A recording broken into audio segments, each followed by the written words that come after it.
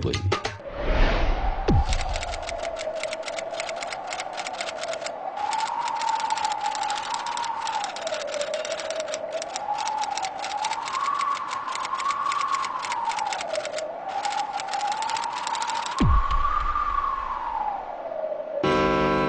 अदालतर कार्यक्रम आरंभ करा जाऊ।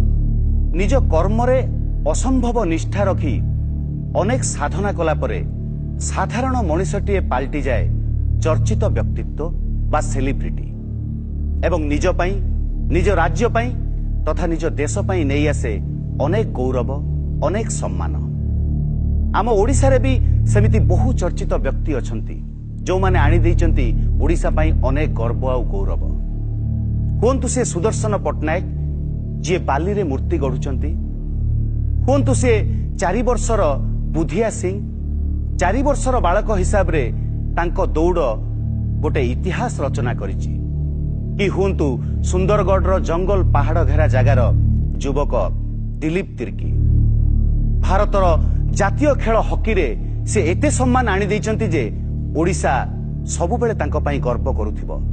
किंबा हुंतु प्रिंस ग्रुप रो बरमपुर रो प्रिंस ग्रुप रो सेई श्रमजीवी व्यक्ति माने जे तांको नृत्य रे चमकेई देइथिले विस्मित करि देइथिले सारा भारत वर्ष को। तबे दुखर कथा आम समाज रे एमिति किछि व्यक्ति अछंती जो माने चर्चार परिसर भीतर को आसीबा पई अद्भुत प्रकार काम करंती। बोध हुए सेइत पई ओडिया रे गोटे कथा अछि, मंदिर कले भी ना बाटरे हगिले भी ना। तबे सेई व्यक्ति माने एमिति निंदनीय काम करंती जे तांको उपरकू समस्तंकर आंगुली उठे। चर्चार परिसर भितर सबुबेले थिले मध्य अभियोग आसे तांको नारे हजार हजार लक्ष लक्ष। तबे अभियोग जेतेबेले आसीची सेमिति जणे चर्चित व्यक्तित्व को तरंग अदालतर काठगड़ा रे आसीबाकू पड़िबो एवं जवाब देबाकू पड़िबो जनतांकर सबु प्रश्नर। से व्यक्ति हेले सुशांत कुमार परिडा, पिता भीमचरण परिडा, पोईचा बस्ता बालेश्वर बासिंदा। मानवर विचारपति को मु अनुरोध करी सुशांत कुमार परिडा को काठगड़ा भीतर को आसीबा पई अनुमति देबे। सुशांत कुमार परिडा को काठगड़ा रे हाजर करा जाऊ। सुशांत कुमार परिडा हाजिर हो। सुशांत कुमार परिडा हाजिर हो। सुशांत कुमार परिडा हाजिर हो। सुशांत बाबू मु आपन को अनुरोध करी आपण चश्माटा खोल देबे। कोर्ट भीतर आपण चश्मा टोपी किछि पिंदी परिबेनी। एटा कोन कले? आपण जा कहले मु सेया कहली। सुशांत बाबू अनेक अभियोग आपन को आज काठगड़ा को नहीं आसी। आम समाज रे अनेक लोक अछंती जो माने जीवन व्यापी साधना करूचंती किंतु से माने लोकलोचन को आसी पारु नाहंती। जोड़ा कहउचंदी आम भितर बहुत साधना बहुत प्रतिभा करछ, आम लोक देखि पारने सेडा मिछ कहउचंदी। प्रतिभा जोटी थिबो से धड्डिकी बारी। मो भितर प्रतिभा अछि, वर्तमान मते सब चैनल ले लोक देखुचंदी प्रतिभा। सुशांत बाबू आपण जने चर्चित व्यक्तित्व Yes, पाखरे यस ऑब्वियसली यार आपण चर्चित आपण को माने बीबीसी सीएनएन मोर इंटरव्यू नउचंदी। आपण को पाखरे कोन प्रतिभा अछि ताहा ए पर्यंत केई जानि नांती, किंतु चर्चित होबा पई आपण को पाखरे की जादू अछि, आपण को पाखरे की कायदा अछि जे आपण टीवी खबर कागज एवं लोक जनमानस रे आपण जने चर्चित व्यक्ति। जो कथाटा पूरा भलरे जाउथो आपन को भी शिखे दूची। एटा मु जेड छुई जी मु कहूची सर आपण भी जानि थांतु, मैडम आपण भी जानि थांतु, जो कथाटा पूरा भल थिबो समस्त कहउथिबे भल, तमे भल कहइबो नाही। माने समस्त जो कथा को जो एंगल ले देखुथिबे।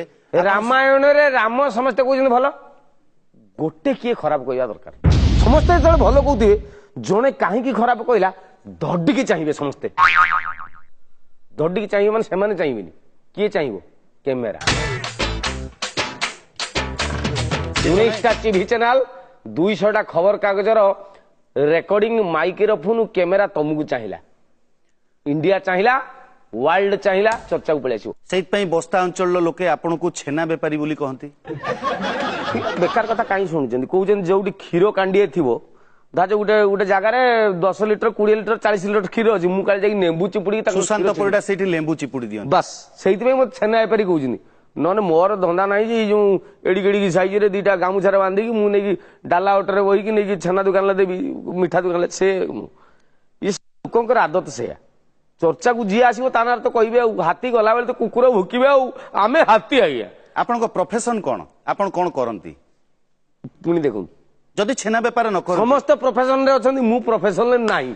एइथि पई आपण मते पचारले वर्तमान କିଛି ନାହିଁ ମୋର କାମ ମୋର କିଛି ନାହିଁ ଗ୍ରାଜୁଏସନ କମ୍ପ୍ଲିଟ କଲା ପରେ ମୋର କାମ ଧନ୍ଦା କିଛି ନାହିଁ ତେଣୁ ମୁଁ କହିଲି ଯେ ସମସ୍ତେ ଯଦି କାମ କରୁଛନ୍ତି ସମସ୍ତେ ଭଲ ସେଇ ଭିତରେ ଖରାପ କିଏ ହବ ଯିଏ କିଛି କାମ କରିବ ନାହିଁ ମୁଁ ସୁଶାନ୍ତ ବାବୁ ତୁଳସୀ ଦୁଇ ପତ୍ରରୁ ବାସିଲା ପରି ବିଛୁଆତି ବି ଦୁଇ ପତ୍ରରୁ କୁଣ୍ଡେଇ ହୁଏ କୁଣ୍ଡେଇ ହୁଏ ତାଙ୍କର ତ ଜନ୍ମ ଆଦତ ସିଏ ସଲା ବିଛୁଆତି କୁଣ୍ଡେଇ ହବ ଆଉ। ତ ଏଇ ଯୋଉ ବିପରୀତ ବାଟରେ ଯିବାର ପ୍ରକ୍ରିୟାଟା ଆପଣଙ୍କର ଆରମ୍ଭ ହୋଇଥିଲା ଆପଣଙ୍କର ଗାଁରୁ ଗାଁରେ ଯେତେବେଳେ କିଛି ବାହାଘର ହଉଥିଲା କିଛି ପୂଜା ପର୍ବଣୀ ହଉଥିଲା କିମ୍ବା ରାଜନୈତିକ ମିଟିଂ ହଉଥିଲା ସେତେବେଳେ ଆପଣ କେମିତି ବିପରୀତ ଆଡୁ ଗଲେ କିଛି ବିପରୀତ ନୁହେଁ ଆଜ୍ଞା ଆଉ ଆମ ଗାଁର ହାଇସ୍କୁଲରେ ଯିଏ ହେଡ୍ ସାର୍ ଥିଲେ ତାଙ୍କ ଝିଅ ବାହାଘର ହେଲା ଇଏ ଆଜିକି ପାଖାପାଖି 15 ବର୍ଷ ତଳର କଥା ସେତେବେଳେ ମୋର ବୋଧେ 19 ବର୍ଷ ଚାଲିଥିଲା ମୁଁ ବି ଟୋକା ତାଙ୍କ ଝିଅ ବି ଟୋକି ମାନେ ଯାହାର ବାହାଘର ହଉଛି ମାନେ କଣ ସେ ଛୋଟ ପିଲା ବାହାଘର କରିବି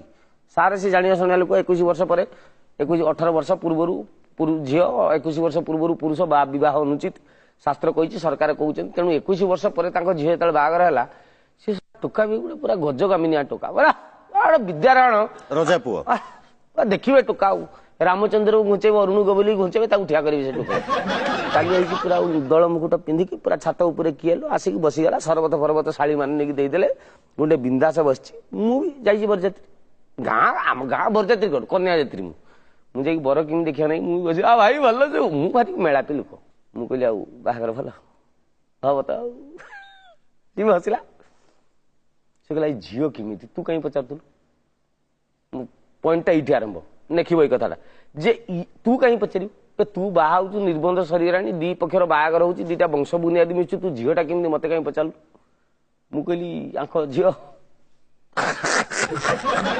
ହସିଲି କାହିଁକି ବହୁତ ଭଲ ଝିଅ ମୁଁ ସେଗୁଡା କହିନି ବହୁତ ଭଲ ଝିଅ ସିଏ ସୁନା ମୁଣ୍ଡା ପୁରା ସୁବର୍ଣ୍ଣ ସୀତା ସୁନାରେ ତିଆରି ତାଙ୍କ ଝିଅ ମୁଁ ଏଗୁଡା କିଛି କହିନି କି ସିଏ କୋଉ 13ଟା ଟୋକା ମୁଁ ପ୍ରେମ କରୁଥିଲା ଆଉ ମଝିରେ ଯାଇକି 7 ଦିନ କୋଉ ଟୋକା ଏମିତି କିଛି ମୁଁ କହିନି ମୁଁ ଖାଲି କହିଲି ତାଙ୍କ ଝିଅ ଏତିକି ପରେ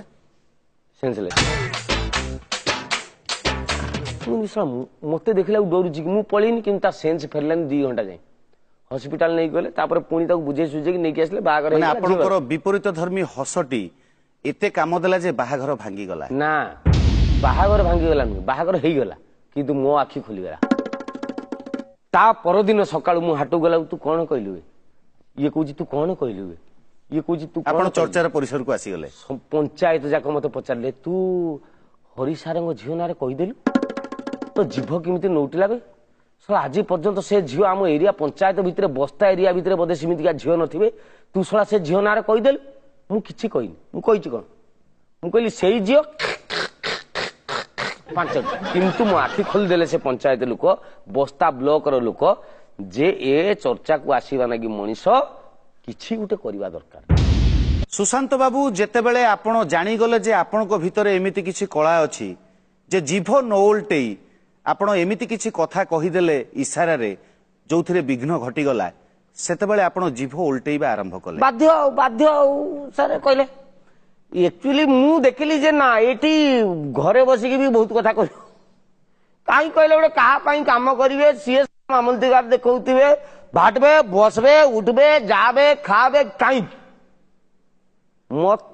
ଭେଜା ଚାଟିଲା ଇଏ ସୈତାନୀ ଭେଜା ମୋର ଥରେ ଖେଳିବ ସମସ୍ତେ ମତେ ଆସିକି ନମସ୍କାର sir sir sir BBC CNN ମିଶେଇକି ଚର୍ଚ୍ଚାକୁ ଆସିଗଲା ପରେ କଣ ଆପଣଙ୍କୁ କିଛି ସେଥିରୁ ମିଳେ ହଁ ମିଳେନି କଣ ଆଉ ଏମିତି କରନ୍ତୁନି ସେଇ ବାବୁଦକୁ ଏତିକି ନିଅନ୍ତୁ ଆଚ୍ଛା ନମସ୍କାର ଏରିଆ ଯାକ ହେବେ ଦେଖେବେ କାଲି ଯୋଉ କହିଥିଲା ଆପଣ ମୁଁ କି ଘଟଣା କରିଛି କହିଲେ ଆପଣଙ୍କୁ ହେଇଯିବ ସବୁ ମୁଁ ଯୋଉ ଘଟଣା ସବୁ କରିଛି ଆଉ ଠାକୁର ପୂଜାରେ ବି ଆପଣ ବିଘ୍ନ ଆଣିଛନ୍ତି କଣ ଠାକୁର ପୂଜାରେ ହଁ ମୁଁ ଥରେ କରିଥିଲି କଣ ସେଇଟା ଗାଁରେ ସାର୍ ଦୁର୍ଗା କିଏ ମା ନା ଆମର ନାହିଁ ଆପଣ ଜାଣିଛନ୍ତି ମତେ କହିଲେ ବେଶ୍ୟାପଡାର ମାଟି ଆଣ ଦୁର୍ଗା ପୂଜା ହବ ଚାନ୍ସ ନାହିଁ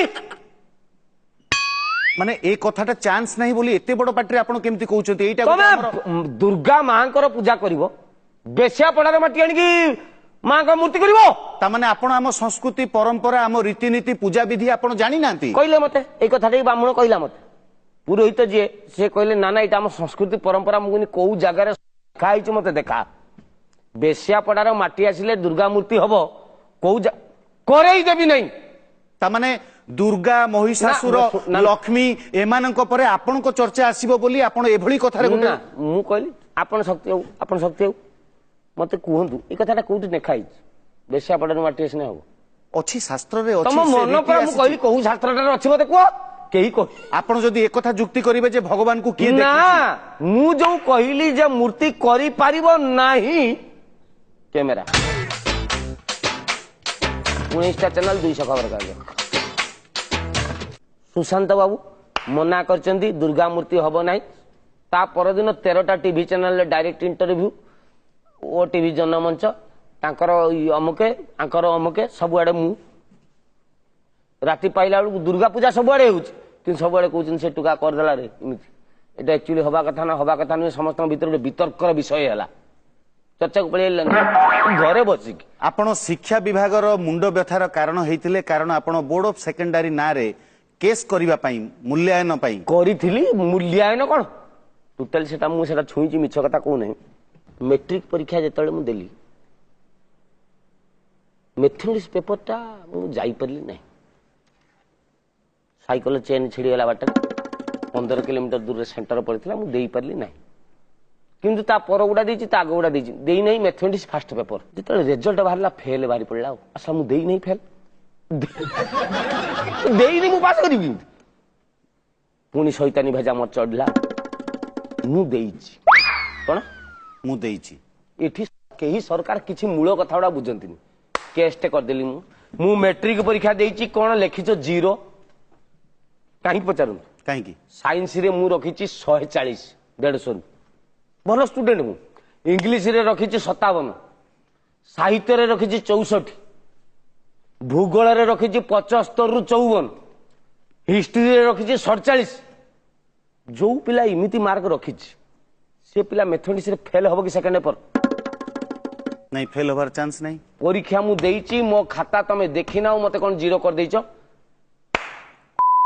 डिपार्टमेंट रो तापर देखिला बेलकू आपण कोन भाबी की केस करले आपण भाबी केस करले जे मु जानि छी ए सिस्टम भितरे भूल अछि जदि बाय चांस माने पास कर देबे ना ता आगो दिन मु देखिछि मो साइट रो 3टा पिलांकर इनविजिलेटर दस्खत मार नै मैट्रिक परीक्षा करे दिछि बे जेति की परीक्षा पिला क्वेश्चन पेपर देइछो सब पिला दस्खत मारिबे परीक्षा देइछन बोली 3टा पिलांकर जदि देइनो ता परदिन से माने कहले सर हम दस्खत माननु से माने आसी मार देई पळेले मु कहि ना तानी ये भितरे ये भूलटा भी अछि पिलांको दस्खत न नै की परीक्षा ही जाउछि मो पाखरु तमे दस्खत नै न काले मो खाता हो जे दिछो फर्स्ट डिवीजन ले पास कली मैट्रिक मु जानि जंती मैट्रिक सेकंड पेपर मैथमेटिक्स न देई की केस करी की चर्चा शिक्षा मंत्री बदलिवा परिस्थिति मते कहले ना पास फर्स्ट डिवीजन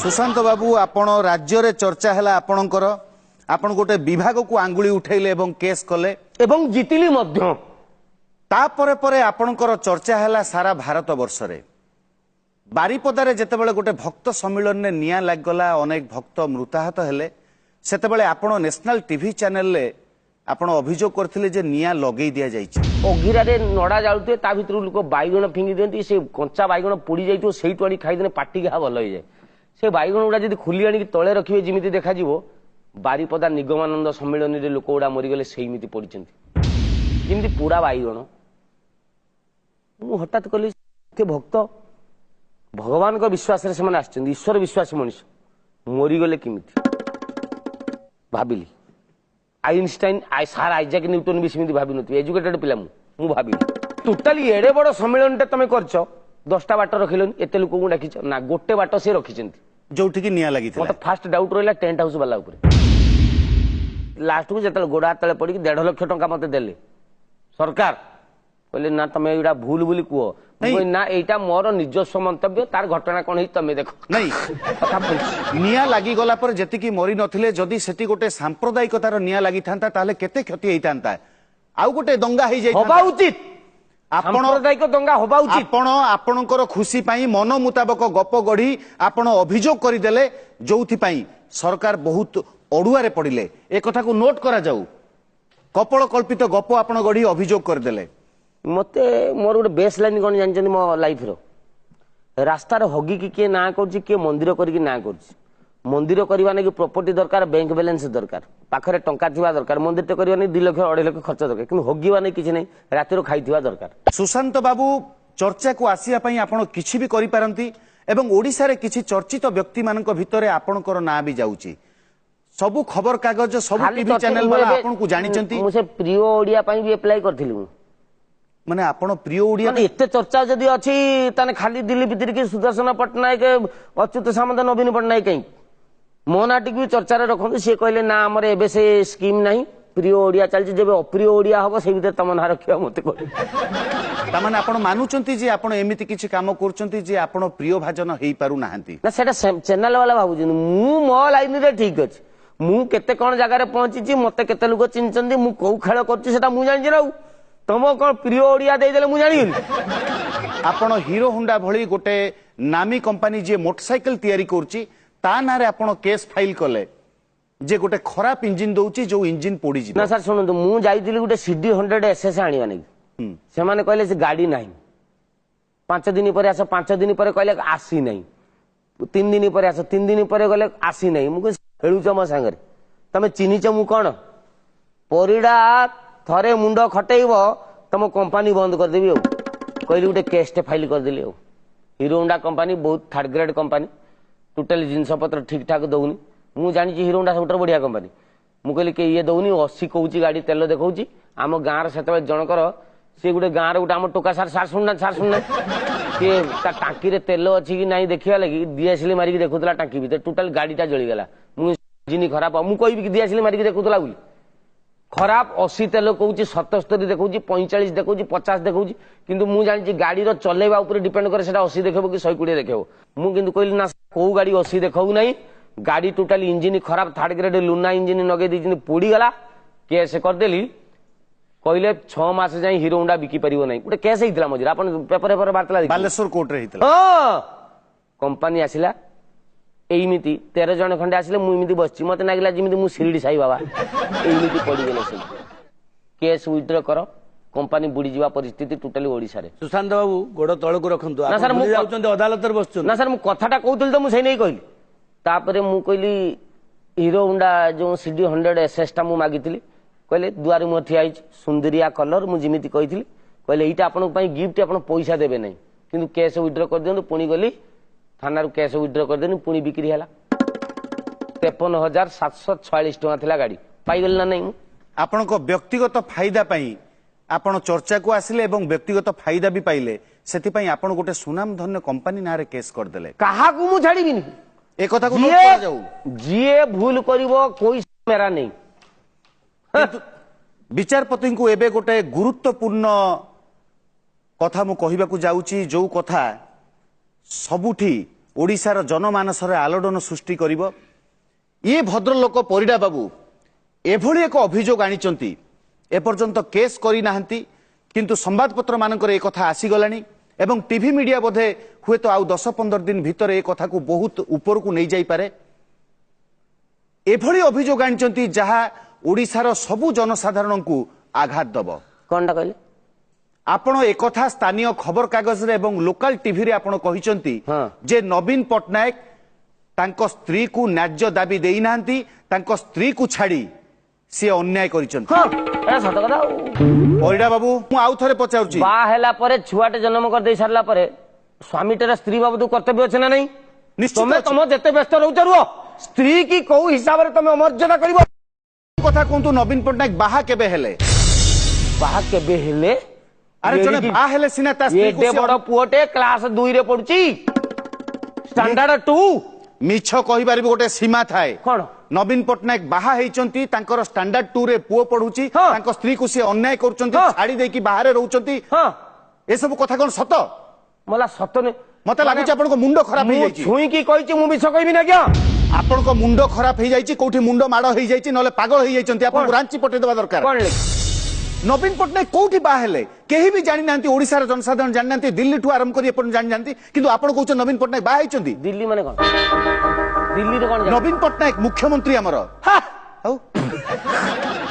ପ୍ରକୃତି ମୁଁ ମୁଖ୍ୟମନ୍ତ୍ରୀ ବୋଲି ଏପର୍ଯ୍ୟନ୍ତ କହିଛି ଆଉ କଣ କହିଛନ୍ତି ଆପଣ ସିଏ ଆମ ଗାଁ ନବୀନା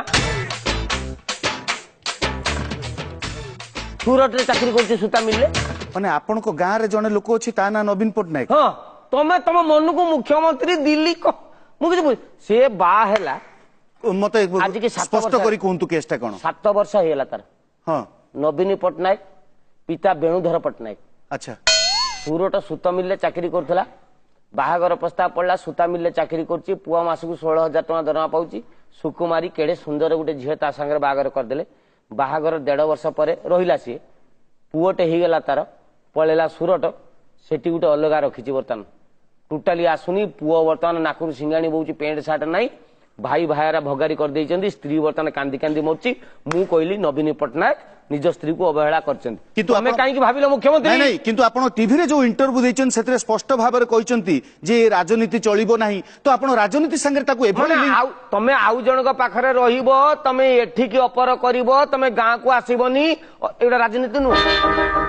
ରାଜନୀତି ମାନେ ଆପଣ ଭାବୁଛନ୍ତି ବୋଧେ ଖାଲି ମହାପାତ୍ର, ନବୀନ Patnaik, Bijay Mohapatra, BJP, BJD, Congress, CPI, AML, ରାଜନୀତି ଗାଁରେ ବି ହୁଏ। କିନ୍ତୁ ନବୀନ ଆପଣ- ପଟ୍ଟନାୟକ ଯୋଉ କାମଟା କଲା ଆମ ଗାଁରେ, ଯୋଉ ନବୀନ ବେଣୁଧର ପଟ୍ଟନାୟକ ପୁଅ ସୁରଟ ମିଲରେ ଯାଇକି ରହିକି ଯୋଉ ଖେଳଟା କରିଦେଲା, ତା ସ୍ତ୍ରୀ କାନ୍ଦୁଛି, ଆପଣ- ତାକୁ ନ୍ୟାୟ ଦବ କିଏ? ଆପଣ କିନ୍ତୁ ଏସବୁ କଥା କହିନାହାନ୍ତି। ଆପଣ ଏମିତି ବାଗରେ କହିଛନ୍ତି ଯେ କେହି ଭାବିବ ଯେ ନବୀନ ପଟ୍ଟନାୟକ ମୁଖ୍ୟମନ୍ତ୍ରୀଙ୍କ ଉପରକୁ ଆପଣ ଆଙ୍ଗୁଠି ଉଠାଉଛନ୍ତି, ଯିଏକି ତାଙ୍କ ସ୍ତ୍ରୀଙ୍କୁ ପିଲାଙ୍କୁ ନିଜର କରୁନାହାନ୍ତି, ଅନ୍ୟାୟ କରୁଛନ୍ତି। ଚର୍ଚ୍ଚାକୁ ଆସିବା ପାଇଁ ଏମିତି କରିବାକୁ ହୁଏ।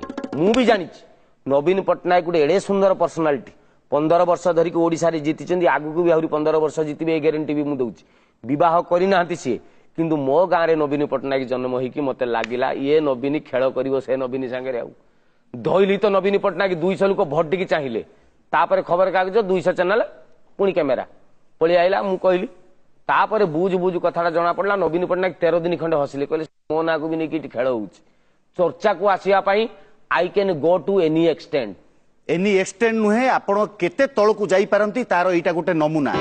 ଏବଂ ଆପଣଙ୍କ ନାଁରେ ଆହୁରି ଚମତ୍କାର ଆଉ ଅଦ୍ଭୁତ ଅଭିଯୋଗ ଅଛି, ଯାହା ପାଇଁ ଆଜି ଆମ ପାଖରେ ସମୟ ନାହିଁ। ମୁଁ ମାନ୍ୟବର ବିଚାରପତିଙ୍କୁ ଅନୁରୋଧ କରିବି ଯେ ଆଉ ଗୋଟେ ତାରିଖ ଧାର୍ଯ୍ୟ କରାଯାଉ ଏବଂ ପରିଡ଼ା ବାବୁଙ୍କୁ ସେଇ ତାରିଖରେ ଆଉ କିଛି ଅଭିଯୋଗ ନେଇ ମୁଁ ଜେରା କରିବି ଏବଂ ଆଉ କିଛି ଅଭିଯୋଗକାରୀଙ୍କୁ ମୁଁ ଏଠି ପେଶ କରିବି, ତାହେଲେ ଯାଇ ବିଚାରପତି ଉଚିତ ବିଚାର ଦେଇପାରିବେ। ସୁଶାନ୍ତ ବାବୁ, ଆଜ୍ଞା, ଆପଣଙ୍କ ନାମରେ ଆହୁରି ଗୁରୁତର ଅଭିଯୋଗ ଅଛି। ସେଗୁଡ଼ିକର ସମସ୍ତର ସାକ୍ଷ୍ୟ ପ୍ରମାଣ ପାଇସାରିଲା ପରେ ଚୂଡ଼ାନ୍ତ ରାୟ ପ୍ରକାଶ ପାଇବ। ପରବର୍ତ୍ତୀ ଶୁଣାଣି ପର୍ଯ୍ୟନ୍ତ ତରଙ୍ଗ ଅଦାଲତର କାର୍ଯ୍ୟକ୍ରମ ଆଜି ପାଇଁ ଏତିକି। ଏଇଠି ବି ମୁଁ ବର୍ତ୍ତମାନ ଚର୍ଚ୍ଚାକୁ ପଳେଇ ଆସିବି, ଖେଳ ଅଛି ମୋ ହାତରେ। ନାଇଁ ଆପଣ ତ ଆପଣ ଓକିଲଟି, ହଁ ଏଇଟା କାହିଁ ଯୋଉ ଧଳା ଧଳା ପିନ୍ଧନ୍ତି, କାଲି କେସ୍ଟା କରିବି, ସମ୍ଭାଳିବ ମତେ। ପରିଡ଼ା ବାବୁ ଶୁଣନ୍ତୁ, ପରିଡ଼ା ବାବୁ ଗୋଟେ ମିନିଟ୍। କାର୍ଯ୍ୟକ୍ରମ ଆରମ୍ଭ କରାଯାଉ। ଆଜି ତରଙ୍ଗ ଅଦାଲତରେ ଦ୍ୱିତୀୟ ଥର ପାଇଁ ଯିଏ ଉପସ୍ଥିତ ଅଛନ୍ତି ସେ ହେଲେ ସୁଶାନ୍ତ କୁମାର ପରିଡ଼ା, ବଇଁଚା ବସ୍ତା ବାଲେଶ୍ୱରର ବାସିନ୍ଦା। ତାଙ୍କ ନାଁରେ ଅଭିଯୋଗ ହେଇଛି ଯେ ଚର୍ଚ୍ଚାକୁ ଆସିବା ପାଇଁ ସେ ଯେକୌଣସି କଦର୍ଯ୍ୟ କାମ କରିବାକୁ ପଛାନ୍ତି ନାହିଁ ଏବଂ ଲୋକମାନଙ୍କୁ ବିଭ୍ରାନ୍ତ କରନ୍ତି। ଗଲାଥର ନବୀନ ପଟ୍ଟନାୟକ ହଁ। ନବୀନ ପଟ୍ଟନାୟକ ଆପଣଙ୍କ ଗାଁର ଯିଏ ବେଣୁଧର ପଟ୍ଟନାୟକଙ୍କ ପୁଅ, ହଁ। ତାଙ୍କ ବିଷୟରେ ଆପଣ ଯାହା ମତାମତ ଦେଇଥିଲେ ହଁ। ତାହା ଲୋକମାନେ ଭାବିଲେ ତମ ବୋଧହୁଏ ଆମ ମନକୁ ତମେ ଭାବିବ କି ନବୀନ ପଟ୍ଟନାୟକ ଆଜ୍ଞା ଓଡିଶାର ଗୋଟେ, ଆପଣଙ୍କ ଗାଁରେ ଗୋଟେ ଥିବ, କଥା ବୁଝୁ। ସେ ମାଡାମଙ୍କ ଗାଁରେ କିଏ ଥିବ? ନବୀନ ପଟ୍ଟନାୟକ ମୁଁ କହିଥିଲି ତମେ ଡାଇରେକ୍ଟ ମୁଖ୍ୟମନ୍ତ୍ରୀ, କି ମୋ ଔକାତ ଅଛି ତାଙ୍କ ନାଁରେ କହିବା ନାକି? ଲୋକମାନେ- କେଡେ ବଡ ଲୋକ। ତାପରେ ଆଉ ଗୋଟେ କଥା ମୋ ମୁଣ୍ଡକୁ ଆସିଲା, ବିଜୁ ପଟ୍ଟନାୟକ ହଉଛନ୍ତି ଉତ୍କଳର ଷଣ୍ଢ। କିଏ? ବିଜୁ ପଟ୍ଟନାୟକ। ସିଏ ଛାଡିକି ଯାଇଥିଲେ ନବୀନ ପଟ୍ଟନାୟକ ଆରେକ ଷଣ୍ଢ। ତାଙ୍କ ପରେ ଓଡିଶା କଣ ହବ ଥରେ ଚିନ୍ତା କରନ୍ତୁ। ମୋ ଏଇ କଥାଟା ଯେତେବେଳେ ମୁଣ୍ଡକୁ ପଶିଲା, ମୁଁ ଖେଳିଟେ କରିଦବା। ଆଉ ଠିକ ସେତେବେଳେ ଶୁଣିଲି ପାଖ ଗାଁରେ ନବୀନ ବୋଲି ଗୋଟେ ଟୋକା ବାହା ହେଇକି 3 ବର୍ଷ ହବ ଘରକୁ ଆସୁନି। ମୁଁ କହିଲି ନବୀନ ପଟ୍ଟନାୟକ ସ୍ତ୍ରୀକୁ ଅମର୍ଯ୍ୟାଦା କରିଛି, ମହତ୍ଵ ବୁଝୁନି, ପିଲା ବର୍ତ୍ତମାନ ଦାଣ୍ଡରେ ବୁଲୁଛି। ଏତିକି ମୁଁ କହିଛି। ମୁଁ କଣ ମୁଖ୍ୟମନ୍ତ୍ରୀଙ୍କୁ ଦେଖିକି କହିଥିଲି? ସାଙ୍ଗେ ସାଙ୍ଗେ କ୍ୟାମେରା 200। କ୍ୟାମେରା ବାଲା ମୋର ଭାରି ଖୁସି। ଟିଭି ବିଦ୍ୟାରଣ ମତେ ମଣିଷ କରିଦେଲା, ଟିଭି ଚ୍ୟାନେଲ, ଖବର କାଗଜ ବାଲା। ପରିଡ଼ା ବାବୁ, ହଁ। ଆପଣଙ୍କ ନାଁରେ ଗୋଟେ ଭୟଙ୍କର ଅଭିଯୋଗ ଆସିଛି। ଆପଣ ଅଭିଯୋଗ କରିଥିବାରୁ ମୁଁ ଭୟଙ୍କର ମାନେ କଣ ଭୂତ ହେଇଥିଲି ନା ମୋ ଦାନ୍ତ ବାହାରି ପଡିଥିଲା? ଆପଣ ମା ତାରିଣୀଙ୍କର ପୂଜକ ସଂଘ ବା କମିଟି ବିରୁଦ୍ଧରେ ହଁ, ଘଟଗାଁ। ଆପଣ ଗୋଟେ କେସ୍ କରିଥିଲେ ଘଟଗାଁ। ହଁ। ଆପଣ ଗୋଟେ କେସ୍ କରିଥିଲେ ସେମାନଙ୍କ ନାଁରେ Yes। ଯେ ସେମାନେ ଅନ୍ୟାୟ କରୁଛନ୍ତି, ହଁ। ଲୋକମାନଙ୍କୁ ଲୁଟୁଛନ୍ତି। ହଁ ହଁ। କଣ ସେ କେସଟା ନା ନା, କୁହନ୍ତୁ? ଲୁଟୁଛନ୍ତି କହିନି। ଆଉ ଘଟଗାଁ ତାରିଣୀଙ୍କ ସେବକ ମାନଙ୍କୁ ମୁଁ କହିବି ଲୁଟୁଛନ୍ତି? ମୋ ଘରେ ପଶିକି କାଠ ପାଳିଆରେ ପିଟିଏ ମତେ।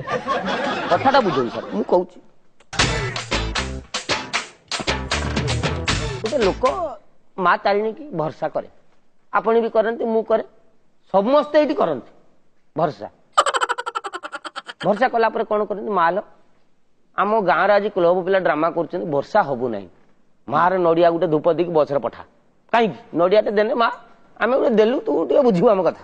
ମୋର କମ୍ପ୍ଲେନ, ଭକ୍ତ ଆଶା କରୁଛି ମାକୁ, ମା ଝିଅ ମୋର 45 ପହଞ୍ଚିଲାଣି, ଦାନ୍ତ କଟିଯିବା ବୟସ, ବର୍ତ୍ତମାନ ଦାନ୍ତ ଖସିବ, ଚୁଟି ପାଚିଲାଣି, ଟୋକା ମିଳୁନାହାନ୍ତି ବାହା ହେବା ନାକି, ମୋ ଝିଅର ବାହାଘର ହେଇଯାଉ, ସୁନା ଆଖି ଦିଟା ଦେବି। କଣ କହିଲା?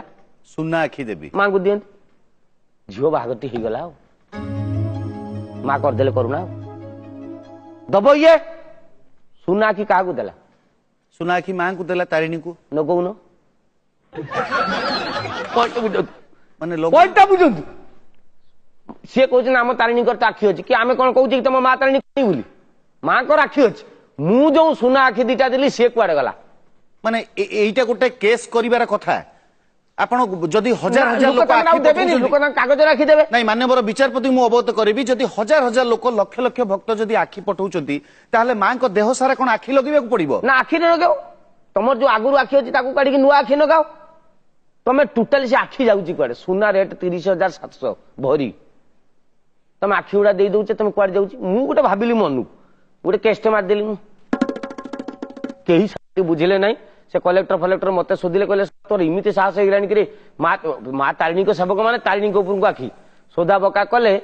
ହଠାତ୍ ସେଇ 2 ଦିନ ଆଗରୁ ମୋ ଘରେ ନିଆଁ ନେଗଲା। ଆଉ ମତେ ଲାଗିଲା ମୁଁ ମା ତାରିଣୀଙ୍କ ନାଁରେ କହିକି ଭୁଲ କଲି, ମୁଁ ପୁଣି ଯାଇ କେସ୍ ଉଇଡ୍ର କରିଦେଲି। କିନ୍ତୁ ସେତେବେଳକୁ 200 କ୍ୟାମେରା,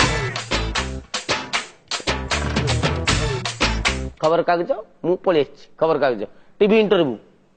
ଆପଣଙ୍କର ଏ ସଫଳତା ପରେ ଆପଣ ବଇଁଚା, ବସ୍ତା, ବାଲେଶ୍ୱର ଛାଡିଦେଲେ ଏବଂ ଭୁବନେଶ୍ୱର ପଳେଇ ଆସିଲେ। ଏବେ ଅଛି ରିସେଣ୍ଟ 3 ବର୍ଷ ଭୁବନେଶ୍ୱରରେ ରହୁଛି। ୟା ଭିତରେ ଆପଣ କିଛି ତାକୁ ବ୍ୟବସାୟୀକରଣ କରିସାରିଲେଣି, ଚର୍ଚ୍ଚାରେ ଆସିଲେ, ମିଛଟାକୁ ଗୋଟେ ବ୍ୟବସାୟୀକରଣ କରିସାରିଲେଣି ଆପଣ।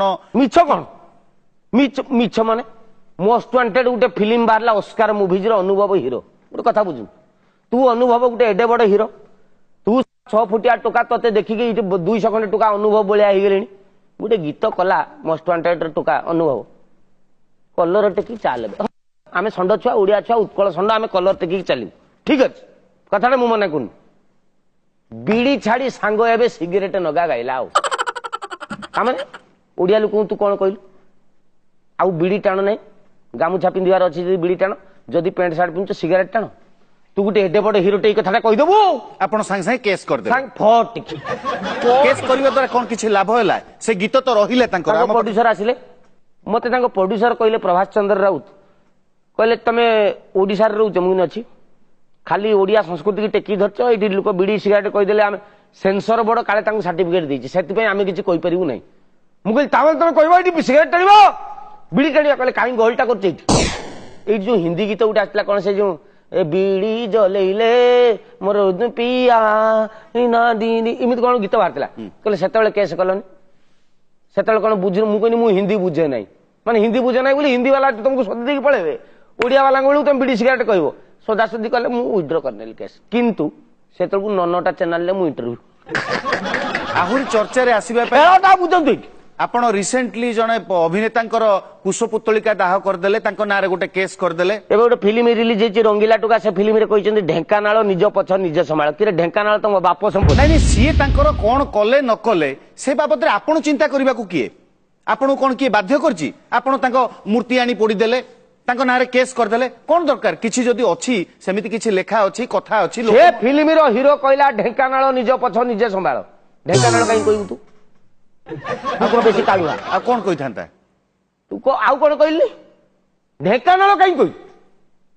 ଆମେ କେସ୍ କଲୁ, ସାଙ୍ଗେ ସାଙ୍ଗେ କରିଦିଆଗଲା। ହିରୋର ଡାଇରେକ୍ଟର ପୁରା ଫଟୋ ଫଟୋ ନଗେଇକି, ପୁରା ନିଆଁ ଫିଆଁ ନଗେଇ, ପୁରା ଉଚ୍ଛନ୍ନ, ସାଙ୍ଗେ ସାଙ୍ଗେ ସବୁ ଖବର କାଗଜ ବାଲାଙ୍କର କାମ ଧନ୍ଦା କିଛି ନାହିଁ, ସେ ସାଙ୍ଗେ ସାଙ୍ଗେ ପହଞ୍ଚିଲେ ଖବର। କୁଶପୁତ୍ତଳିକା ଦାହ, ରଙ୍ଗିଲା ଟୁକା ଫିଲ୍ମରେ ଢେଙ୍କାନାଳ। ଏ କଥାଟି ଲୋକ ମୁହଁରେ, ଏ କଥାଟି କେବେଠୁ ଅଛି, ଆଜି ନୁହେଁ। ସେ କଥା ଯଦି କିଏ ତାଙ୍କ ଲୋକଙ୍କୁ ମୁଁ ଯେତେବେଳେ ପଚାରିଲି, ମୁଁ ତମେ କଣ ଏମିତି କହିଦେଇଛ ସେ ଫିଲ୍ମରେ? ତାଙ୍କ ହିରୋ, ତାଙ୍କ ଡାଇରେକ୍ଟର ମତେ କହୁଛନ୍ତି, ଆମେ ଯଦି ସାକ୍ଷୀ ଉପାଳ କହିଥିଲେ କଣ ସାକ୍ଷୀ ଉପାଳ ବାଲା କେସ୍ କରିଥାନ୍ତେ? ଆମେ କନ୍ଧମାଳ କହିଥିଲେ କଣ କେସ୍ କରିଥାନ୍ତେ? ମୁଁ ଯଦି କହିଥାନ୍ତି ଆରେ ଗୋପାଳ ନିଜ ପଛ ନିଜ ସମ୍ଭାଳ, ତାହେଲେ କଣ ଗୋପାଳ ମୋ ନାଁରେ କେସ୍ କରିଥାନ୍ତେ? ଯେତିକି ଗୋପାଳ ଅଛନ୍ତି। କଥାଟା ବୁଝିଲି, କଥାଟା ଖରାପ ନୁହଁ, କିନ୍ତୁ କଥାଟା ହେଲା ଯେ ଯିଏ ଯୋଉଠି କିଛି ଗୋଟେ କହିଦେଲା ଏ ଆପଣ ଭାଇ ତା ମୋ- ଭିତରୁ ମତେ ନାଗିଲା ସାର୍ ଆପଣଙ୍କର ଅର୍ଥରୁ ଅନର୍ଥ ବାହାର କରିବା କଥା କଥା। ବାହାର କରିବେ କେସ୍ କରିଦେବେ ଚର୍ଚ୍ଚାକୁ ଆସିବି ଫଟୋ ବାହାରିବା ଦରକାର ମୋର ତାପରେ ମତେ ଢେଙ୍କାନାଳ ଯାକ ଲୋକ କହିବେ ଆ ସା ଟୋକା କଣ କଲା ବେ ଇଏ ଆମ ଖେଳ ହବେ ହଁ ଇଏ ଆମ ଖେଳ ପରିଡା ବାବୁ ଚର୍ଚ୍ଚାକୁ ଆସିବା ପାଇଁ ଆପଣ କିଛି ବି କରିପାରନ୍ତି କରିମୁ ଏବେ ଅନେକ ରାଜନୈତିକ ଦଳର କର୍ମୀ ଏବଂ କିଛି ସାମାଜିକ ଅନୁଷ୍ଠାନ କରୁଥିବା ବ୍ୟକ୍ତିବିଶେଷ ଆପଣଙ୍କ ନାଁରେ ଅଭିଯୋଗ ଆଣିଛନ୍ତି କାଇଁ? ଯେ ଆପଣ ଆଗତୁରା ଅନେକ ରାଜନୈତିକ ଦଳର ନାଁ ରେଜିଷ୍ଟ୍ରେସନ କରିଦେଉଛନ୍ତି ଏବଂ କିଛି ସାମାଜିକ ଅନୁଷ୍ଠାନର ନାଁ ବି ରେଜିଷ୍ଟ୍ରେସନ କରୁଛନ୍ତି ହଁ। ଯାହାଦ୍ୱାରା ସମସ୍ୟା ହେଉଛି ତାଙ୍କୁ କାଇଁ କିନ୍ତୁ କାଇଁ କି ମୁଁ ମୋ ପସନ୍ଦର ମୁଁ ସାରେ 5ଟା ନାଁ ମୁଁ ମୋର ଗୋଟେ ଅନୁଷ୍ଠାନ ନାଁ କରି ରେଜିଷ୍ଟ୍ରି କରିଦେଇଛି ଯେତେବେଳେ ବି ଆପଣ ଅନୁଷ୍ଠାନ ହବ ମୁଁ କରିବି ଆପଣ ରାଜନୀତି କା କରିବେନି ତମେ କଣ ଅଲଗା ନାଁ ପାଉନ ମାନେ ତମେ ଅଲଗା ନାଁରେ କରୁନ ନାଇଁ ନାଇଁ ଆପଣଙ୍କର ସେଥିରେ ଲାଭ କଣ ଆପଣ ଆଗତୁରା ରେଜିଷ୍ଟ୍ରେସନ କରିଦେଉଛନ୍ତି ନା ସାର୍ ମୁଁ ଦେଖିଲି ଆଉ ପଇସା କୁଆଡୁ ମିଳିବ ବଞ୍ଚିବାର ବାଟଟା କଣ ମୋର ମାନେ ଏଥିରେ କଣ ପଇସା ମିଳିବ କିଏ ଦବ ଆପଣଙ୍କୁ ମୁଁ ଧରାଯାଉ ମୁଁ ବର୍ତ୍ତମାନ ଗୋଟେ ଦଳ କରିବି ମୁଁ ଗୋଟେ ରେଜିଷ୍ଟ୍ରି କରିଛି ମୋର ଗୋଟେ ରାଜନୈତିକ ଦଳ ମୁଁ ଗଠନ କରୁଛି ମୋ ଉପରେ କିଏ ଅଛି ସମ୍ବିଧାନ ସମସ୍ତଙ୍କୁ ସମାନ ଅଧିକାର ଦେଇଛି ସ୍ୱାଧୀନ ମତ ବ୍ୟକ୍ତ କରିବେ ସ୍ୱାଧୀନ ଚିନ୍ତା କରିବେ ସ୍ୱାଧୀନ ଭାବରେ କହିପାରିବେ ମୁଁ ମୋର ଗୋଟେ ଦଳ ଏବେ ଜଷ୍ଟ 3 ଦିନ ତଳେ ରେଜିଷ୍ଟ୍ରି କରିଛି ପି ବିଜେଡି ଟି ବିଜେଡି କାହିଁକି ମୁଁ ମୋର ଗୋଟେ କରିଛି କାହିଁକି କଣ ମୁଁ ଗୋଟେ ଦଳ ମୋର ରେଜିଷ୍ଟ୍ରି କରିଛି କିଏ ଆମର ବିଜୁ ପଟ୍ଟନାୟକ ଗୋଟେ ଦଳ ଥିଲା ଜନତା ଦଳ ନବୀନ ପଟ୍ଟନାୟକଙ୍କର ଅଛି ବିଜେଡି କାହାର ଅଛି ବିଜେପି କମ୍ୟୁନିଷ୍ଟ ମୁଁ ମୋର ଗୋଟେ କରିଛି ପି ବିଜେଡି ଏବେ ମୁଁ କରିଛି ତା ଦ୍ୱାରା ଆପଣଙ୍କର ଲାଭ କେମିତି ହବ ମତେ ଲାଗୁଛି ଆଗକୁ ବିଜେଡି ପୁଣି 2 ଖଣ୍ଡ ହବାର ଅଛି ମତେ ଦେଖାଉଛି ନାଇଁ ସବୁ ଦଳର ତ ସମସ୍ତେ ଦଳ ଅଛି ମୁଁ ଏଗୁଡ଼ା କିଛି ଜାଣିନି ମୁଁ ମୋ ମୁଣ୍ଡକୁ ମତେ ଗୋଟେ ଆସିଲା ମତେ କାହିଁ ଗୋଟେ ବାସନା ହଉଛି ଯେମିତି ଅଚ୍ୟୁତକୁ ବାସନା ହେଇଥିଲା ପୃଥିବୀ ଧ୍ୱଂସ ହବ ମତେ ସେମିତି ୟା ପରେ ଯଦି ବିଜେଡିରୁ କିଏ ଗୋଟେ ବାହାରିଲା ଧରାଯାଉ କିଏ ପ୍ରସନ୍ନ ପ୍ରଫୁଲ୍ଲ ପିଆରୀ ପ୍ରଭାକର ପପୁ କିଏ ଗୋଟେ ଯଦି ଗୋଟେ ଅଲଗା ବିଜେଡି କଲା ଦେଇ କହିଲା ମୁଁ ଗୋଟେ ବିଜେଡି କରିଛି ପି ଲଗେଇକି ବିଜେଡି କରିଦବ ସିଏ ତା ଧୂଆଁ ଖୋଲିଦେବି ବେ ମୁଁ ଆଗତୁରା ରେଜିଷ୍ଟ୍ରି କରିଛି 1.5 ଲକ୍ଷ ଟଙ୍କା ଦେ ନହେଲେ ଟାଇଟଲ ଦେବି ନାହିଁ କେସ୍ କରିଦେବି ମୁଁ ତାହେଲେ ଯାଇକି ଯେତେବେଳେ ନାଁ ରେଜିଷ୍ଟ୍ରି କଲା ବେଳକୁ ପଶିବ ସେତେବେଳେ ସିଏ ଜଣେ କହିବେ ତମକୁ ଅଫିସର ରେଜିଷ୍ଟ୍ରେସନ ହେଇପାରିବ ନାହିଁ ହେଇପାରିବ ନାହିଁ କିଏ କରିଛି ଫେର ଖୋଜି ବସ୍ତା ମୋ ପାଖକୁ ପହଞ୍ଚିବ ପରିଡା ଗୋଡ ତଳେ ପଡିବ 2 ଲକ୍ଷ ଦିଅ ଦଳ କର ଏ ସାମାଜିକ ଅନୁଷ୍ଠାନ ମାନେ ଯୋଉ କରୁଛନ୍ତି ସେମାନେ ସମାଜର ମଙ୍ଗଳ ପାଇଁ କରୁଛନ୍ତି ସେମାନେ କଣ ଆପଣଙ୍କୁ ପଇସା ଦଉଛନ୍ତି ଟାଇଟଲ ପାଇଁ ମୁଁ ବହୁତ ଅନୁଷ୍ଠାନ ଆଜ୍ଞା 3-3 ହଜାର ଲେଖା ଦେଇକି ରେଜିଷ୍ଟ୍ରି କରିଦେଇଛି ଯଥା ଉତ୍କଳ ଭୂଇଁ ଜନ୍ମ ଭୂଇଁ ମାତୃଭୂମି ମୁଁ ଯୋଉଟା ଜାଣିଛି କିଏ ବି କଲେ ସେଇଆ କରିବେ ଓଡିଆ ପୁଅ ପାଇକ ପୁଅ ଖୋର୍ଦ୍ଧାଗଡ଼ ଭୁବନେଶ୍ୱର କ୍ଲବ ଭୁବନେଶ୍ୱର ସଂଘ ଭୁବନେଶ୍ୱର ଗୋଷ୍ଠୀ ମୁଁ ସବୁ ବହୁତ ଲୋକ କରିଦେଇଛି କେତେବେଳେ ବି କିଏ ଗୋଟେ ମୋ ପାଲରେ ପଡିବ ତା ଧୂଆଁ ଖୋଲିଦେବି 5 ଲକ୍ଷ ଟଙ୍କା ଦେଇ ବୁଝିପାରୁଛନ୍ତି ନା ସେଟା ଆପଣ କହୁଛନ୍ତି ସିନେମା କଥା ଜାଣିଛନ୍ତି ସିନେମା 37ଟା ସିନେମା ମୁଁ ନାଁ ରେଜିଷ୍ଟ୍ରି କରିଦେଇଛି ମାନେ ଆପଣ କଣ ଫିଲ୍ମ ପ୍ରଡ୍ୟୁସ କରିବେ ନା କରି ନାହିଁ କରିପାରେ ପଇସା ପତ୍ର ଆସିନି ଏବେ ନାହିଁ କିନ୍ତୁ ମୁଁ ଟାଇଟଲ ଗୁଡା ରେଜିଷ୍ଟ୍ରି କରିଦେଇଛି ରକ୍ତ ସିନ୍ଦୁର ଗୋଟେ ଟାଇଟଲ ମୁଁ ରେଜିଷ୍ଟ୍ରି କରିଥିଲି ହର ପଟ୍ଟନାୟକ ଭିଲିଆନ ଚକମାଚୁର ଚାଲିଗଲା କହିଲା ମୁଁ ଗୋଟେ ରକ୍ତ ସିନ୍ଦୁର କରିବି ମୁଁ କହିଲି ତ ମୁଣ୍ଡ ଖରାପ ରକ୍ତ ସିନ୍ଦୁର ମୁଁ କରିଛି ବୁଝା ସୁଝା କୁସୁର ମୁଜୁରୁ ପଇସା ଦେଲେ 3 ଲକ୍ଷ ମାଗିଲି କହିଲେ ଦବା ନାହିଁ ମୁଁ କହିଲି ମୁଁ ରକ୍ତ ସିନ୍ଦୁର ଦେବି ନାହିଁ ଲେଖିଲେ ନାରୀ ବି ପିନ୍ଧିପାରେ ରକ୍ତ ସିନ୍ଦୁର ଅଲଗା କଲେ ନା ମୁଁ ଟାଇଟଲ ରେଜିଷ୍ଟ୍ରେସନ କରିଛି ଚକା ଭଉଁରୀ ଚାଲି ଆଇଲେ ଆମେ କରିବୁ ଚକା ଭଉଁରୀ ମୁଁ କିଏ ସମୟ ଖେଳୁଛି ନଗେଇଲେ ସମୟ ଖେଳୁଛି ଚକା ଭଉଁରୀ ନଗା ନହେଲେ ଯଦି ନ ଲଗେଇକି ମୋ ଟାଇଟଲ ନବ ମତେ ଦିଅ ଏବେ ମୁଁ କଣ ଟାଇଟଲ ସବୁ ରେଜିଷ୍ଟ୍ରେସନ କରିଛି ମୁଁ ତମେ ଜହ୍ନ ଫଗୁଣ ଆକାଶ ତରା ଚାନ୍ଦ ଲଭ ଇଣ୍ଡିଆ ଓଡ଼ିଶା ଉତ୍କଳ ଟୋକା ଝିଅ ସୁନା ରୂପା ମାନେ ଏମିତି 37ଟା ଯିଏ ବି କରିବ ତା ଭିତରେ ଏଗୁଡା ଥିବ ଏଗୁଡା ତ ଭାରି କମନ ଶବ୍ଦ ଦବ ମାଲଟା ଦବ ନା ଏମିତି ଦୋକାନ ନେଇଯିବ ତମେ ମୁଁ ଯୋଉ 3 ବର୍ଷ ଆଗରୁ ସାର୍ ଇନଭେଷ୍ଟ କରିଛି ଖେଳ ଏ ଖେଳ ବି ଗୋଟେ କରିଛି ମୁଁ ଖାଲି ଖେଳ କିଏ ବି ଯଦି ଗୋଟେ ଦବ ଆଚ୍ଛା ଆଚ୍ଛା ଇଏ ଘଟଣା ଲକ୍ଷ୍ୟ କଲା ପରେ ମୁଁ ଦେଖିନି ଏବେ ସାଲା ଚାଲାକି କରିକି ଆଉ ଓଡିଆ ନାଁ ଦଉନାହାନ୍ତି ଆଉ ସବୁ ଇଂଲିଶ ପଢିଲେ I love you Nandini I love you Chandini I miss you loafer criminal idiot ଏବେ ମୁଁ ସୋଦା ଗୁଡା ଏବେ ମୁଁ ଭାବିଛି 5-7ଟା ଖଣ୍ଡେ କରିଦେବି ଗାଳି ଦବା ହଁ ହାରାମଜାଦା ଟାଉଟର ଆର ଗୁଡା ମାନେ ଅଶ୍ଳୀଳ ଭାଷା। ହଁ କହି ହଉନି ଇଏ ଯୋଉ ହିସାବରେ ଯାଉଛନ୍ତି ଆଗକୁ ସେଠି ପଳେଇବେ ମା ଭଉଣୀଙ୍କ ଉପରୁ ବିପଦ ଅଛି ଆଗକୁ। ଓହୋ ମୁଁ ସେଗୁଡା ବି ଆଗୁତରା କରିଦଉଛି 10ଟା ଖଣ୍ଡେ ଯିଏ ବି କରିବ 2 ଲକ୍ଷ ଦିଅ ଟାଇଟଲ ନିଅ। ଆଉ ଯଦି ନ ଦେଇକି କରିଦବ ଗୋଟେ ଫିଲ୍ମ ପ୍ରଡ୍ୟୁସର ନାଁରେ କେସ୍ କରିଦେଲି ମୋ ଷ୍ଟୋରି ତମେ ନେଇଯାଇଛ ଇଏ ସବୁ ଚୋରି କରୁଛନ୍ତି ଏଇଠି ଗୋଟେ ମଜାଟା ବୁଝନ୍ତୁ ସବୁ ସିନେମା ଚୋରି କରୁଛନ୍ତି ଇଣ୍ଟରଭ୍ୟୁରେ ଆସିକି କହିବେ ଆଜ୍ଞା ନିଜସ୍ୱ ଆଜ୍ଞା ପୁରା ନିଜସ୍ୱ ଫାର୍ଷ୍ଟ ଟାଇମ ଆମେ ଓଡିଆରେ ଏମିତି କଲୁ ମୋ ସ୍ତ୍ରୀ ରାତିରେ ବସି ଷ୍ଟୋରି ଲେଖିଦେଲା ମୁଁ ବୁଝିଗଲି ଯଦି ନିତେ ଏତେ ଅରିଜିନାଲ କହୁଛନ୍ତି ମୁଁ ଗୋଟେ କେସ୍ କରିଦେଲି ଆଜ୍ଞା ଏଇଟା ମୋ ଷ୍ଟୋରି ସେମାନେ ନେଇଛନ୍ତି। ସେଇଟା କଣ ଆପଣଙ୍କ ଷ୍ଟୋରି ନା ନୁହେଁ ମୋ ଏକଦମ ମିଛ ଟୋଟାଲ ମିଛ ପ୍ରମାଣ ସେମାନେ କଲେ କହିବି ପାରିବେ ନାହିଁ ଅଦାଲତରେ ପ୍ରମାଣ କଲେ କେମିତି? ଟୋଟାଲ ଷ୍ଟୋରି ମୁଁ କହିଲି କାରଣ ସେ ସିଡିଟା ମୋ ପାଖରେ ବି ଥିଲା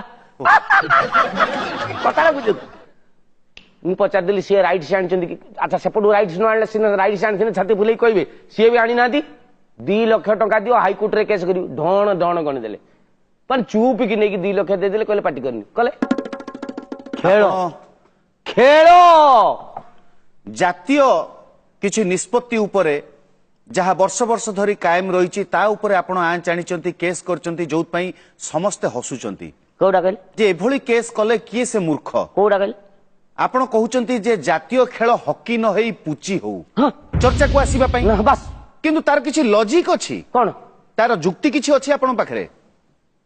ବାସୁମତୀ ଚାଉଳ ଭାରତର ଉତ୍ପାଦ ଜାଣିଛନ୍ତି ନା ନାଇଁ ବାସୁମତୀ ଚାଉଳଟା ଭାରତରୁ ତିଆରି ଯୋଉଟା କ୍ଷୀରି ହୁଏ ସାରା ସିଝେଇ ଦବ 3 କିଲୋମିଟର ଯାଏ ବାସ୍ନା ଆଉ ଲୋକ କହିବେ ସାର୍ କାହାର ବେ ସେ ଚାଉଳଟା କାହାର ବାସ୍ନା ଏତେ ଚାଉଳ ମାନେ ଭାରତ ମାଟିର ବାସ୍ନା ସିଏ ତମେ ଆମେରିକା ବାଲା କହିବ ସେଟା ତମର ମାରିକି ମୁହଁ ଫଟେଇ ଦେଇ ମୁଁ ବେସଲା ଭାରତ ପେଟେଣ୍ଟ ନାଇଁ ନାଇଁ ପୁଚି ଗୋଟେ ଖେଳ ହଁ ଆମ ଓଡିଶା ଝିଅ ବ୍ୟତୀତ ମତେ ଲାଗୁଛି ପୃଥିବୀରେ କୋଉଠି ଖେଳନ୍ତି ଏବେ ତ ଝିଅ ଫ୍ରକ୍ ପିନ୍ଧୁନାହାନ୍ତି ବୋଲି ଖେଳୁନାହାନ୍ତି ଛନ୍ଦେଇ ହଉଛନ୍ତି ଗୋଡ ନାଗି ଯାଉଛି ନହେଲେ ପୁଚି ଯାଉଟା ପୃଥିବୀ ଯାକ ନାହିଁ ସେଇଟାକୁ ଆମର କହିବ ହକି ପରେ ହାଇଟି ଆମେରିକାରେ ଖେଳୁଛନ୍ତି କାନାଡାରେ ଖେଳୁଛନ୍ତି ଅଷ୍ଟ୍ରେଲିଆ ଖେଳୁଛି ବ୍ରାଜିଲ ଖେଳୁଛି ପୁଚି କୁନି କୁନି ଝିଅ 16-17 ବର୍ଷର ଝିଅ ପୁଚି ଖେଳୁଥିବେ ଫଟା ଉଠେଇ ଦିଅ ଛାଡି ଦିଅ ଜାତୀୟ ପଶୁ ତା ଉପରେ ଗୋଟେ କରିଥିଲି ମୁଁ ନାଇଁ ନାଇଁ ସେ ପୁଚିରେ କଣ ୱାର୍ଲଡ ୱାଇଡ କମ୍ପିଟିସନ ହବ ଅଲିମ୍ପିକ ହବ ହଁ ଯଦି ଆମ ଜାତୀୟ ଖେଳ ତମର ଯଦି ଦମ ଅଛି ତାକୁ ବି ନେଇକି ଅଲିମ୍ପିକରେ ପହଞ୍ଚାଅ ସଲା ଜାପାନୀ ଝିଅ ଆସିକି ଜିନ୍ ପିନ୍ଧିକି ଖେଳିବ ତମ ଆଣ୍ଠୁ କୁଟି ହେଇଯିବ ମୁହଁ ମାଡିକି ବାଲି ଖାଇଯିବ ହକି ଖେଳ ଟିକେ ଜାତୀୟ ଖେଳଟେ କରିଛ କଣ କରୁଛ କଣ କରୁଛ ମୁଁ ଜାଣୁନି ରୂପା ତମକୁ ତମ୍ବା କାଠରେ ବି ଖଣ୍ଡେ କପ ଦଉନାହାନ୍ତି ଏଇ ଯୋଉ ବେକରେ ଯୋଉ ଝୁଲୁଛନ୍ତି ଗୁଡାକ ପଦକ ଦଉନାହାନ୍ତି ପୁଚି ଖେଳ କେହି ଜାଣିନାହାନ୍ତି ଯେତେବେଳେ ଖେଳିବ ପାଇ ପାଇ ପାଇ ପାଇ ପାଇ ପାଇକିରି ଯିବ ସିଲଭର ତମର ବ୍ରୋଞ୍ଜ ତମର ଗୋଲ୍ଡ ତମର ମୁଁ ସାର୍ କହିବାଟା ଭୁଲ ସମସ୍ତେ କହିଲେ ଜାତୀୟ ପଶୁ ବାଘ କେସ କରିଛି ଏବେ ଏବେ କରିଛି ଜାତୀୟ ପଶୁ ବାଘ ନ ହୋଇ ଆଉ କଣ ହବ ବୋଲି କେସ୍ ଗୁଣ୍ଡୁଚି ମୂଷା ଭାରତର ଭଗବାନ କିଏ ଭାରତର ଭଗବାନ ମର୍ଯ୍ୟାଦା ପୁରୁଷ ଶ୍ରୀରାମଚନ୍ଦ୍ର କାହା ପିଠରେ ଆଣୁଥିଲେ ତମ ପିଠର ନାଇଁ ନାଇଁ ଗୁଣ୍ଡୁଚି ମୂଷାକୁ ଆସୁଥିଲେ କାହିଁକି ଭଗବାନ ଚିହ୍ନିଛନ୍ତି ଏଇଟା ଆସନ୍ତା କାଲି ଭାରତର ଜାତୀୟ ପଶୁ ହେବା ଉଚିତ ବେ ବାଲି ବହିଛି ସେ ସୀତା ମା ସୀତା ରାବଣ ନେଇକି ପଳେଇଲା ଉକାଥିଲେସ୍ ଲଙ୍କାରୁ ଯେତେବେଳେ ଅଣାଯିବ ବ୍ରିଜ ବନ୍ଧା ହଉଛି ମାଙ୍କଡ ମାନେ ଚାଲିଛନ୍ତି କଇଁଚ ବହୁଛି ଗୁଣ୍ଡୁଚି ମୂଷା ବାଲିରେ ଯାଇକି ଖେଳଟା କରୁଛି କହିଲେ ନା ତୁ ସାଲା ବୁଝିଛୁ ତୁ କନଷ୍ଟ୍ରକ୍ଟିଭ ତୋ ଭିତରେ ସୃଷ୍ଟି କରିବାର ଚିନ୍ତା ଆଉଁସି ଦେଲେ 3ଟା ଗାର ବାଘ ପିଠ କିଏ ଆଉଁସି ତାର 3ଟା ଗାର 50 ଲୋକ ଆଉଛନ୍ତି 50 ଜାଗା ସ୍ପଟ ତାର ତମେ ମଣିଷ ଖାଇଦଉଛି କୁକୁଡ଼ା ଖାଇଦଉଛି ତାକୁ କରିବ ତମେ ଜାତୀୟ ପଶୁ ସିମ୍ବଲ ଅଫ ଡେଷ୍ଟ୍ରକ୍ସନ ଗୁଣ୍ଡୁଚି ମୂଷା କେବଳ କନଷ୍ଟ୍ରକ୍ଟିଭ ଚିନ୍ତାଧାରା ତାର ମୁଁ ଏବେ ହାଇକୋର୍ଟରେ କରିଛି ଯଦି ହାଇକୋର୍ଟ ମନା କରିବ ସୁପ୍ରିମକୋର୍ଟରେ ଅପିଲ କରିବି କିନ୍ତୁ ଗୁଣ୍ଡୁଚି ମୂଷାକୁ ଜାତୀୟ ପଶୁର ମାନ୍ୟତା ମିଳୁ ଆପଣ ଅନେକ କଥାରେ ମୁଣ୍ଡ ପୁରଉଛନ୍ତି ଅର୍ଥକୁ ଅନର୍ଥ କରୁଛନ୍ତି କିନ୍ତୁ ଆପଣ ଏଭଳି ଅର୍ଥକୁ ଅନର୍ଥ କରିଛନ୍ତି ଯାହା ସମଗ୍ର ଓଡ଼ିଶାବାସୀଙ୍କୁ ଭାରି ଦୁଃଖ ଦେଇଛି ଆପଣ ଏକଥା କହିଛନ୍ତି ଯେ ଧରମା ଆତ୍ମହତ୍ୟା କରିନଥିଲେ ତାଙ୍କୁ ମାରି ଦିଆଯାଇଥିଲା ୟେସ୍ ମୋ ଭିତରେ ମାନେ ଗୋଟେ ନିଆଁ ଲାଗି ଯାଉଛି 12 ବର୍ଷର ବାଳକ ଧରମା ସାର୍ ଶୁଣନ୍ତୁ କଥାଟା ମୋ ରକ୍ତରେ ବର୍ତ୍ତମାନ ଫୁଟି ଉଠୁଛି ଓଡିଶା ପୁଅର ରକ୍ତ ଜାଣିଛନ୍ତି ଆପଣ କୋଣାର୍କ ଯାଇଛନ୍ତି କି ହଁ କୋଣାର୍କ ଯାଇଛି କୋଣାର୍କରୁ ଗାଡି ଧରିକି 15 ମିନିଟ୍ ଲାଗୁଛି ସମୁଦ୍ର ପହଞ୍ଚିବା ନାକି ହଁ ଚନ୍ଦ୍ରଭାଗା ପାଖକୁ ଧରମା କେମିତି ଡେଇଁଲା ମାନେ ଧରମା ଡେଇଁଲା ଆତ୍ମହତ୍ୟା କଲା କୋଉଠିକି ବାଲିକି ନା ପଥରକୁ ନା ଘାସକୁ ନାଇଁ ଶୁଣାଯାଏ ଯେ ସେତେବେଳେ ସମୁଦ୍ରଟା ପାଖରେ ଥିଲା। ଶୁଣାଯାଏ ତମେ ଶୁଣି କିଏ କହିଦେଲା ବୋଲି ତମେ ଶୁଣିବ? ଦେଖ ତମେ, ମୁଁ ଯାଇକି ସାର୍ ଦେଖିଲି। ମୁଁ ଯୋଉଦିନ ଯାଇଥିଲି କୋଣାର୍କ ମାଘ ସପ୍ତମୀ ଦିନ ମତେ କହିଲେ ସମୁଦ୍ର, ମୁଁ ଭାବିଛି କୋଣାର୍କ ବୋଧେ ସମୁଦ୍ର ପିଟି ହଉଛି, ମୁଁ ଏହା ଭାବିକି ଯାଇଛି। କହିଲେ ହେଇ ଆଗରେ ଆଗରେ କହିକି ମତେ ଚଲେଇଲେ ରେ ଭାଇ 2.5 କିଲୋମିଟର। ମୋ ଗୋଡର ପାଣି ବାହାରିଲା, ନାକରୁ ଫେଣ ବାହାରିଲା ମୋର। ମୁଁ ସେଟା ଧରମା ଡେଇଁଥିଲା ମୋ ମୁଣ୍ଡକୁ ପଶିଲା। ଆଉ ସେଟା ଗେମ୍ କରିଛନ୍ତି ଏଠି, ଆଉ ମାରିଦେଇଛନ୍ତି ଛୁଆଟାକୁ। ଆଉ 1200 ବଢେଇ ବଞ୍ଚିବା ନାକି ତା ତଣ୍ଟି ଭୁଣି ଚିପି ଦେଇଛନ୍ତି ବିଦ୍ୟାଳୟ। ନାଇଁ ଏ କଥା ନା ମୁଁ ଯାହା କହୁ ଶୁଣୁ, ମୁଁ ଯାହା ବୁଝୁଛି ତଣ୍ଟି ଟିକେ ଚିପି ଦେଇଛନ୍ତି। ରଜା ଜାଣିବାକୁ ନେଇ ପାଣିକି ଫିଙ୍ଗି ଦେଇଛନ୍ତି। ଡେଡ ବଡି ସକାଳୁ ପାଣିରୁ ମିଳିଛି, ତାକୁ ଭୂତେଇଛନ୍ତି। ଆଜ୍ଞା କୋଣାର୍କରୁ ଡେଇଁ ପଡିଲା। 2 କିଲୋମିଟର ବାଟ ଅଲିମ୍ପିକରେ ଡେଉଁନାହାନ୍ତି, 2 କିଲୋମିଟର କିଏ ଡେଇଁବ? ମତେ ଗୋଟେ କହିଲେ କଥା। ମାନେ ଆପଣଙ୍କ ପାଖରେ ଷ୍ଟ୍ରେଟ୍ ମର୍ଡର କେସ୍ ଏଟା, ଆପଣଙ୍କ ପାଖରେ କିଲିଂ, ହତ୍ୟା। ଆପଣଙ୍କ ପାଖରେ ପ୍ରମାଣ ନାହିଁ। ଆପଣ କେବଳ ବର୍ତ୍ତମାନର ସମୁଦ୍ରର ଦୂରତା ଦେଖି ଆପଣ ଭାବିଲେ ମୁଁ ମର୍ଡର ପ୍ରମାଣ- କରାଗଲା, ମୁଁ ପ୍ରମାଣ ତାପରେ ତାକୁ ଫୋପାଡ଼ି ଦିଆଗଲା। ମୁଁ ପ୍ରମାଣ ଦଉଛି। ପୁରୀ କୋଣାର୍କ 60 କିଲୋମିଟର। ସମୁଦ୍ର ତ ଆମେ ମାଡି ମାଡି ଆସୁଛି ବୋଲି ଆମେ ଜାଣିଛେ। ଆଗରୁ ଦୂରରେ ଥିଲା, ଏବେ ଆସିକି ବଳିଆ ପଣ୍ଡା ଚଢିକି ୟା ପରେ ଅଚ୍ୟୁତ ମାଳିକାରେ ଲେଖିଛନ୍ତି ଜଗନ୍ନାଥ ମନ୍ଦିର 22 ପାହାଚରେ ପାଣି ଆସିକି ପହଞ୍ଚିବ। ଘୁଞ୍ଚିଲା କୁଆଡେ?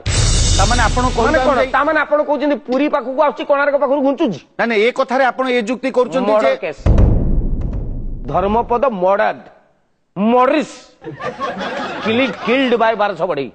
ଚମତ୍କାର ଚମତ୍କାର ଆପଣଙ୍କ ଯୁକ୍ତି। ଏତେ ଲୋକ ଐତିହାସିକ ମାନଙ୍କ ବିରୁଦ୍ଧରେ ମୁଁ ବର୍ତ୍ତମାନ ସ୍ୱର ଉତ୍ତୋଳନ କରିବି। ଚର୍ଚ୍ଚା ହଉ। ଧର୍ମପଦ ଆମ ଓଡିଶାର ଗର୍ବ। ତା ମର୍ଡର କେସରେ ସମସ୍ତ ଯେଉଁମାନେ ଭୁଲ ଭାଲ ତଥ୍ୟ ଦେଇଛନ୍ତି ସେମାନଙ୍କୁ ବନ୍ଧେଇକି ସେକେଣ୍ଡ ଓଡିଶାର ଗର୍ବ ହବ ଏଇ ସୁଶାନ୍ତ ପରିଡା, ବସ୍ତା ବଇଁଚା।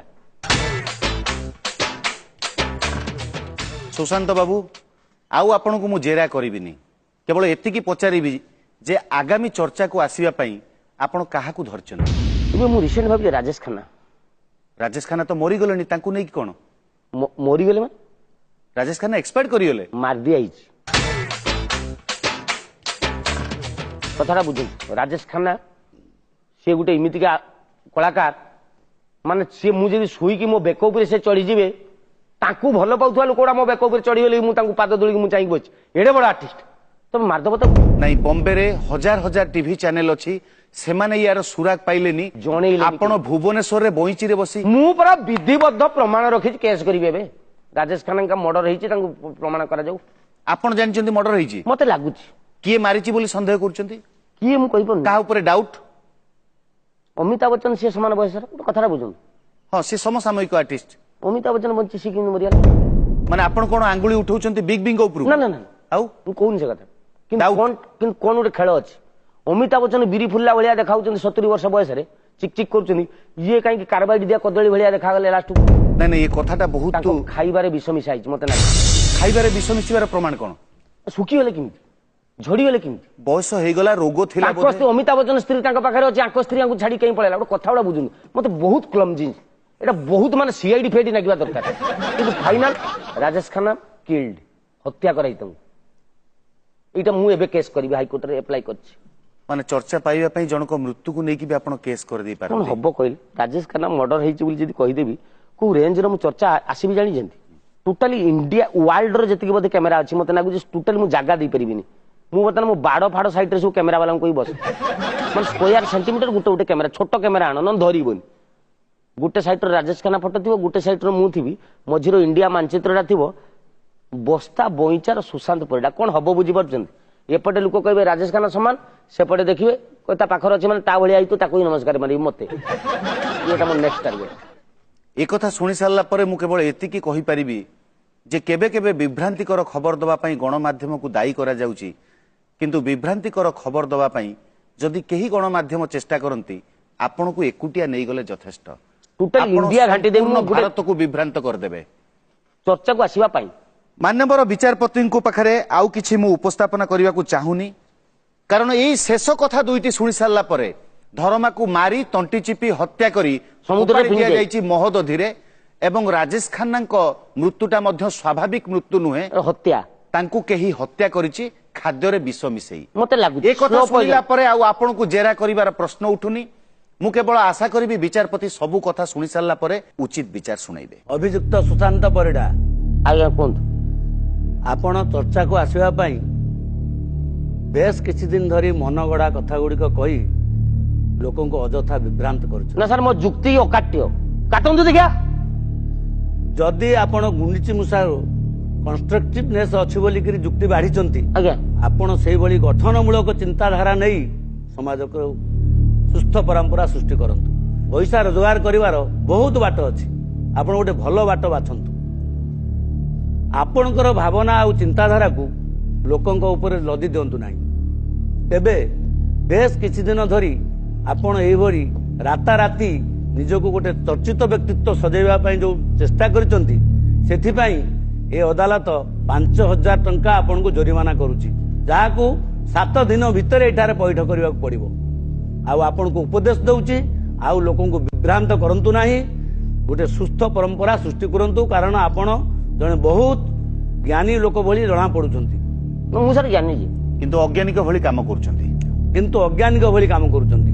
ସେମିତି ଆଉ କରନ୍ତୁ ନାହିଁ। ଆଜି ଏହି ଅଦାଲତ ପରାମର୍ଶ ଦେବା ସଙ୍ଗେ ସଙ୍ଗେ 5,000 ଟଙ୍କା 7 ଦିନ ଭିତରେ ପଇଠ କରିବା ପାଇଁ ଆଦେଶ ଦେଉଛି। 5,000 ଟଙ୍କା ମୁଁ ଆଜି ଦେଇଦଉଛି। ଆଜି ପାଇଁ ତରଙ୍ଗ ଅଦାଲତ ଏତିକି।